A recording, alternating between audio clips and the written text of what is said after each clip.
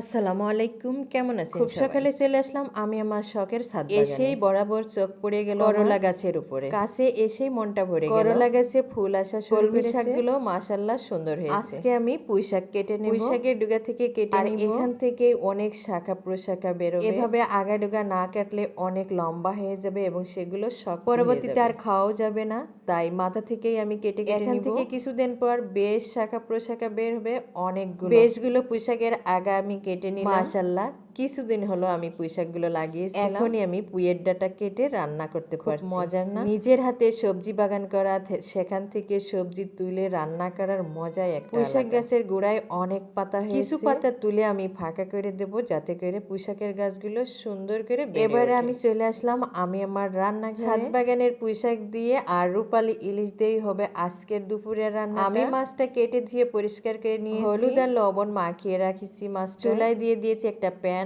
তেল আর দিয়ে দিলাম 1 মুঠ মতো পেঁয়াজ। পেঁয়াজটা একটু ভাজা ভাজা হয়ে গেলে দিয়ে দিলাম একটা আলু কেটে রাখছিলাম। আলুটা একটু ভাজা ভাজা করে নিলাম। এবারে আমি দিয়ে দেব লবণ, হলুদ, শুকনো মরিচের গুঁড়া। সাথে দিয়ে দেব ধনিয়া গুঁড়া, জিরা গুঁড়া। এবারে আমি দিয়ে দেব কেটে রাখা পুঁই শাকের ডাঁটা। একটু নাড়াচাড়া করে কষিয়ে নিয়ে দিয়ে দেব সামান্য একটু ঢাকা দিয়ে রান্না করে নেব কিছু। ফিরে এসেছি ঢাকনা উঠাই। এবারে আমি দিয়ে দেব কাঁচামরিচ। কাঁচামরিচটা দিয়ে আমি সুন্দর করে কষিয়ে দিয়ে দেব পুঁই শাকের পাতাগুলো একে একে। পুঁই শাকের পাতাগুলো দিয়ে আমি সুন্দর মতো একটু নেড়ে ছেড়ে আবারও ঢাকা দিয়ে রান্না করে নেব কিছুক্ষণের জন্য। একদম পিওর পাতা, পিওর পুঁই শাক দিয়ে ইলিশ মাছের মজাদার একটা তরকারি। পুঁই শাক ইলিশের এই তরকারিটা আমার কিন্তু ভীষণ প্রিয় একটা খাবার। পুঁই শাকগুলো যখন আমড়ে এসছে তখন আমি দিয়ে দিলাম মেখে রাখা সেই ইলিশ মাছগুলো। পুঁই শাকের সাথে মাছগুলো আমি সুন্দর করে একটু কষিয়ে নেব নাড়াচাড়া করে। যে কোনো তরকারিতে গরম পানি ইউজ করলে তরকারির স্বাদটা দ্বিগুণ বেড়ে যায়। এরপর আমি দিয়ে দেব গরম পানিটা দিয়ে আমি রান্না করে নেব ইলিশ মাছ দিয়ে পুঁই শাক। ঢাকা দিয়ে রান্না করে নেব